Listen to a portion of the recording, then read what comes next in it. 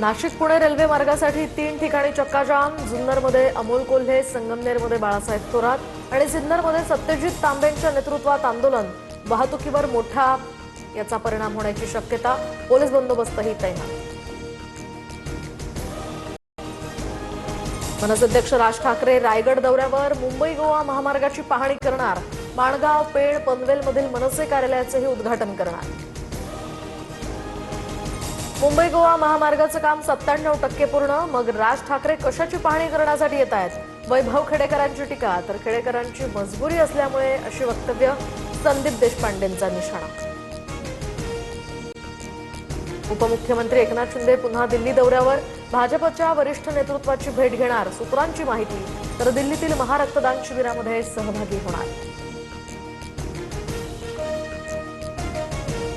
पवारांच्या राष्ट्रवादीचे खासदार पंतप्रधान मोदींची भेट घेणार। सुप्रिया सुळेंच्या नेतृत्वात उद्या सकाळी 11 वाजता भेट होणार।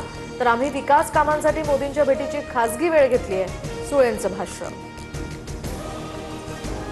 महिला आरक्षण लागू करा, मात्र डिलिमिटेशनचा संबंध जोडू नका। पवारांच्या खासदारांनी मोदींना इंडिया आघाडीची भूमिका ठणकावून सांगावी।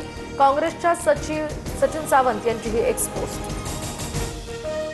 तर मी जिवंत असेपर्यंत एकही नोंद रद्द होऊ देणार नाही। 29 ऑगस्टच्या आंदोलनाच्या तयारीला लागा, जरांगेंची माढ्यातनं गर्जना। प्रसाद लाड भाजपचं जहाज बुडवणार। लक्ष्मण हाकेंकडून लाड यांच्यावर शिवराळ भाषेत टीका। जरांगेंनी मुख्यमंत्र्यांचा बाप काढला तेव्हा लाड गप्प का? हाकेंचा सवाल।